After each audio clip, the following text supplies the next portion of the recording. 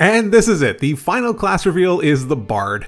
The Bard has always been one of my favorite classes in the game, and throughout the UA process, we saw multiple versions that each looked quite different from each other. And on top of that, the last time we saw the Bard, they had features that took advantage of the unified spell list, which was subsequently removed, so we've all been left wondering where it landed, and now we know. And spoilers, they didn't leave it until the end because there wasn't a lot to show off. Finally, all the reveals are done, and during my coverage, I wrote a total of 43,246 words in just the last 2 weeks, so if that doesn't earn your subscription, I don't know what does.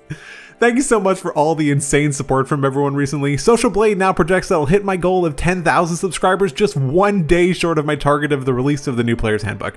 So if you like what I do, a sub to the channel would really mean a lot. Thank you so much. Starting right away at first level with Bardic Inspiration, they've gone ahead and fixed some of the common complaints with the feature and made some solid quality of life improvements. Firstly, when you grant inspiration to someone, it now lasts for up to an hour rather than 10 minutes.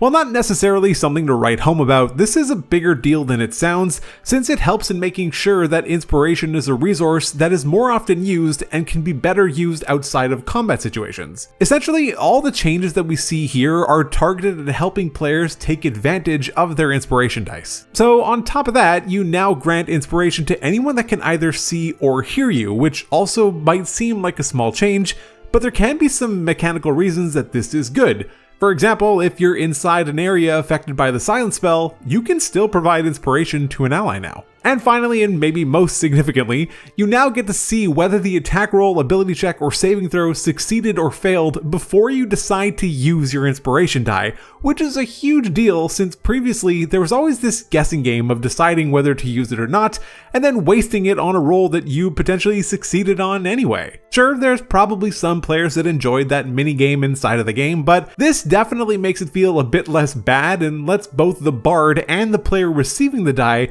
feel like they got some value out of the resource, which is, in my opinion, a solid direction for the feature. Also, I should probably mention that the amount of inspiration dice you have is still tied to your charisma modifier. At second level, bards now get expertise, which they always got, but it used to come at third level. So this arrives 1 level earlier, which is nice, so hopefully that's a nice consolation for the fact that Song of Rest has now been cut from the class entirely. The justification here is that the Bard is about more than making music, and they're trying to allow the class the freedom to lean into other aesthetics a little bit more. But on top of that, there's a lot of buffs to other features that compensate for it. I don't really have that much of an opinion on this. Song of Rest was an okay feature, it performed well at early levels and then kind of tapers off even with the scaling since they occurred kind of late anyway, only hitting 1d8 at 9th level, 1d10 at 13th, and 1d12 at 17th level. By the time you're at that high of a level, you almost certainly have plenty of better ways of healing or gaining temporary hit points that one kind of small die roll is hardly moving the needle. I've had a Bard in my group for 4 years now, and I can say that this feature is really not doing a whole lot at 20th level, and hasn't done a whole lot since like level 4. The team experimented with alternatives for fixing Song of Rest during the UA, but ultimately decided to just cut it entirely. At 5th level comes Font of Inspiration, except now on top of being able to regain all your inspiration dice after a short or long rest, you can also expend a spell slot at any time to regain a use of inspiration. And they really mean at any time. You can do it at the same time that you plan to use inspiration, all as part of the same bonus action. This is just a solid upgrade to an already solid feature that helps give the Bard the feeling that they can continue to use their core feature as much as possible. At 7th level, Counter Charm has returned, but fortunately is vastly improved from its 2014 self. Since you almost certainly forgot how the previous version worked, it let you use your entire action to start a performance that granted allies within 30 feet of you advantage on saving throws against being charmed or frightened. The problem was that it only lasted until the end of your next turn, and it took your whole action to use it, so you had to very confidently predict that an enemy was going to attempt to charm or frighten someone in your group in the next few seconds. Even using this outside of combat was a challenge. Well, now the new version allows an ally who already failed their saving throw against being charmed or frightened to re-roll it with advantage. This gives up to 3 rolls for your party member to succeed on the save, which is a big deal, especially considering that there is no more limited use to this feature. But I just know that someone's going to call this a nerf because it comes at level 7 instead of 6 though. Speaking of nerfs, let's talk about Magical Secrets. That's a joke. It's way better, but again, I can just hear the comments already saying how it's worse, so Let's talk about it. In case you don't know, the old magical secrets allowed you to select 2 spells from any class list and add it to your list of prepared spells. Now, the new version of the feature no longer allows you to select any class list, but instead you're limited to the cleric, druid, and wizard spell lists. But in recognition of that limitation, from this point forward, your spell list is now essentially all 4 of those lists: the bard, cleric, druid, and wizard spell lists. That means that every single time for the rest of your adventuring career, when you get the chance to add a spell to your spell list, you can select from any of those 4 lists. This even includes when you replace a spell, which you can now do every time that you level up. So yes, you do lose the ability to select certain spells, like you don't get Eldritch Blast anymore, but in return, you have access to literally every single 6th to 9th level spell in the game, something that no other class can boast. It also means that you can't eat the Ranger's lunch anymore by getting access to their exclusive spells before they can. I am very excited about this change. Previously, you got to add up to 6 spells from other classes with all the additional magical secrets that you got, but now you can add up to 16 spells from other classes, including when you use your option to replace them on a level up. This opens up so much more options for versatility and power than ever before, it's crazy. The reality is that most spells that bards were looking to choose were often on the wizard list anyway, for things like Counterspell, Fireball, Haste, or Wall of Force, so this doesn't negatively impact that at all. What it does mean is that you can't get access to a select few class-specific spells that were intended to be class-specific. And I'm okay with that trade-off. I'll take it any day of the week, even if it means that I can't pick Armor of Agathis or whatever. But I'll gladly wait for the comments telling me how wrong I am, though. One thing that is kind of odd to me about this change, though, is that the team has gone on and on about how the core part of the wizard's identity is that they have access to more spells than any other class, but that's just not true anymore, at least once you hit 10th level. At 18th level comes my arch nemesis from 2014, Superior Inspiration, and I can report that it's marginally less rage-inducing than it used to be. At least it's no longer a 20th level feature, and now you don't need to have no uses of inspiration. Instead, if you have fewer than 2 when you roll initiative, you get enough to bring your total back to 2 in total. Everyone watching this probably already knows my feelings about these features, so I'm not gonna labor the point anymore. Is it better? Yes. Does it still kinda suck? Also, yes. I went into detail about why I don't like these features in the Warlock video, so check that out if you're curious. Finally, at 20th level, the new Bard capstone is Words of Creation. This feature always lets you have Power Word Heal and Power Word Kill prepared, and when you cast them, you can select 2 targets instead of 1. This effectively means that as long as you're using your 9th level spell slot on either of these 2 spells, you effectively have 2 9th level spell slots that you can expend simultaneously, which can be very powerful in the right circumstance. Now, as mentioned earlier, bards do have access to every 9th level spell in the game now, so they might not want to do this, but there are 2 things worth mentioning. In the playtest, Power Word Kill saw a huge buff because the version from 2014 did absolutely nothing if a creature had over 100 hit points. But as of UA 6, it would still instantly kill a creature with 100 hit points or less, but if it had greater than 100, it would still deal 12d12 psychic damage, and there's no save tied to this. So casting this simultaneously on 2 targets can be pretty juicy, especially if at least one of them is below 100. Secondly, Power Word Heal is one of the only 2 reliable ways to end the stun condition in the entire game.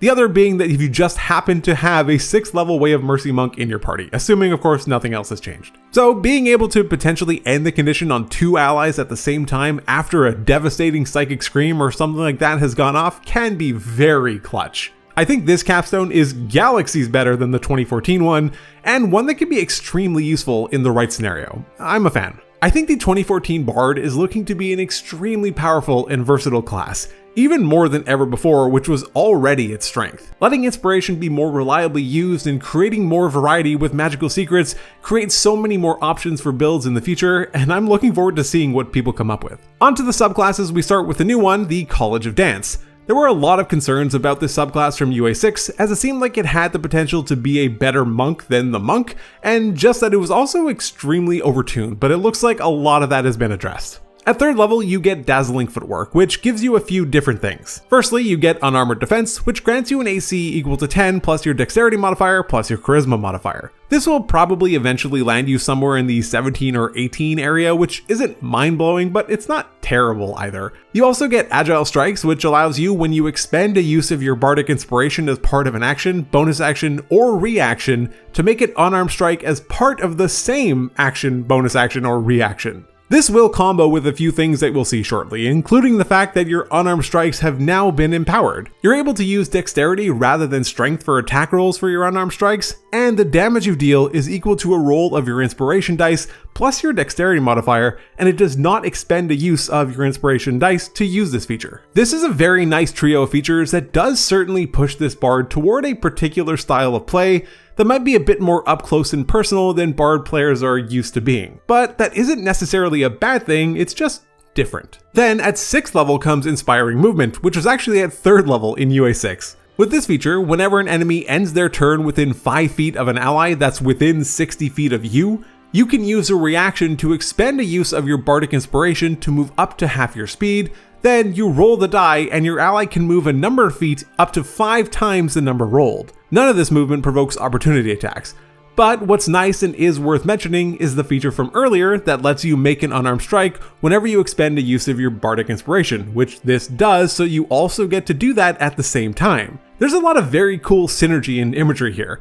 I can picture a bard swooping in and cutting in on the so-called dance that the enemy was having with your ally and sending them away. This is a cool feature. Also at 6th level comes Tandem Footwork, which allows you, when you roll initiative, to spend 1 use of your Bardic Inspiration to choose an amount of creatures within 60 feet of you up to your Charisma modifier to gain a bonus to their initiative equal to the number that you roll. This is honestly a massive boon to your group that will almost certainly ensure that your party has the upper hand on initiative and be going first during combat more often than not. It's worth noting that by the time you get this, your inspiration die is a D8, so adding up to a +8 to everyone's initiative can be huge. Finally, the 14th level capstone, Leading Evasion, gives you the evasion ability, which allows you to take half damage on a failed dexterity saving throw or none on a successful one. But importantly, it also allows you to share it with an ally that's within 5 feet of you that's also being subjected to the same saving throw. So if you're standing next to someone and you're both in the zone of an incoming fireball,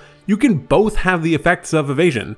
This is a solid and thematic option, and also in the playtest came at 6th level, so it's been massively scaled back. The College of Dance Bard, despite some of the scaling back that's happened since UA 6, is still set up to be an extremely powerful subclass that pushes Bard in a bit of a different direction, and I think a lot of people will very much enjoy this playstyle. Next is the College of Glamour, which has also seen some nice improvements. First up, at 3rd level comes a new feature, Beguiling Magic, which replaces the old Enthralling Performance. Fun fact, the bard in my group is a Glamour bard and has actually made successful use of Enthralling Performance a few times, and it is a fun feature, but I think Beguiling Magic still hits the same notes and is even better in some circumstances. Beguiling Magic now lets you have the Charm Person and Mirror Image spells always prepared, but it also lets you, after you cast a spell of the Enchantment or Illusion schools, to subject a creature within 60 feet of you to a Wisdom saving throw, failing which you can decide if they are frightened or charmed for up to 1 minute on a repeated save. You can only use this feature once per long rest, but you can regain a use of it by expending a use of your Bardic Inspiration, which is a nice touch. So if you still wanted to charm that creature for up to an hour, you can, you just need to cast Charm Person instead. But if you just need them to do something for a very brief period of time, whether that's run away or be obedient, and you don't want to burn a spell slot, you can still use the second half of the feature. This creates additional flexibility, and I like it. Mantle of Inspiration, which also comes at 3rd level, has been improved as well, in that there is a potential increase to the amount of temporary hit points you provide when you use the feature. Now, the allies you select can gain temporary hit points equal to 2 rolls of your inspiration die, rather than being some small fixed values. I've always loved this feature, and the bard in my group has used it countless times over the course of our 4-year campaign in such a wide variety of situations, so I'm very happy to see that it stuck around and for its potential to have been increased. The 6th level feature, Mantle of Majesty, has seen a slight improvement in that it now gives you the command spell Always Prepared, which just kind of makes sense given that the feature is entirely reliant upon you having it, but it also now lets you regain the use of the feature by expending a 3rd level spell slot. Finally, the 14th level feature, Unbreakable Majesty, has actually been toned down in a fairly big way, assuming at least that the version that we saw in UA6 has gone through, which it sounds like it has. In 2014, the feature made it so that the first time a creature attacked and hit you, you could force them to make a charisma saving throw, failing which they could not attack you for the rest of the turn and had to also select another target for the attack or it would be wasted. If they saved, they could then attack you, but they would have disadvantage on any saving throws from your spells on the next turn. Now, the save only applies to the first attack they make, and that's it.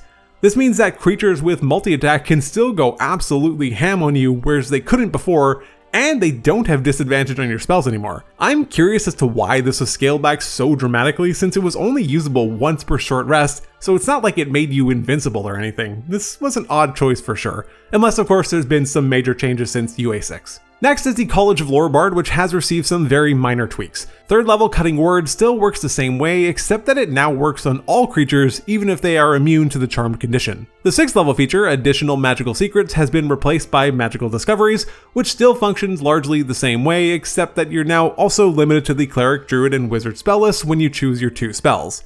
But when you replace one of these, you can still select from any of those lists, whereas before, if you replace one, you had to pick it from the Bard list. Finally, the 14th level feature, Peerless Skill, has received an upgrade. Now you can use it on both attack rolls and ability checks, but you only need to if you fail. Additionally, if the check is still a fail, even with the bonus from your inspiration die after using the feature, you don't actually spend the use of your inspiration. This kind of gives it like a double fail save in that you don't need to use it unless you fail, and then even if you still fail, you don't spend your die. The last subclass is the College of Valor, which also didn't get a lot of changes, but did get one important one. Firstly, you can now use your simple or martial weapons as a spellcasting focus, which can be useful as the rules surrounding that and needing to drop things have always been a little bit weird. But more importantly, at 6th level, when you get extra attack, you can instead opt to forgo one of those attacks to cast a cantrip instead. This is essentially the same thing that we saw with the Bladesinger and has proven to be extremely useful, so it's super nice to see it come to the Valor Bard as well. Overall, the new Bard class has seen some major improvements, and like basically every other class, it's looking stronger than ever. I'm excited to try a Dance Bard as it seems like a very fun and different way to play, and I hope it ends up playing as well as it sounds in my head, but time will tell on that one. Thank you so much for taking the time to watch this video. Consider subscribing to help me reach that goal of 10K by the time that the new PHP comes out in September. Check out some of my other D&D videos, but otherwise, take care.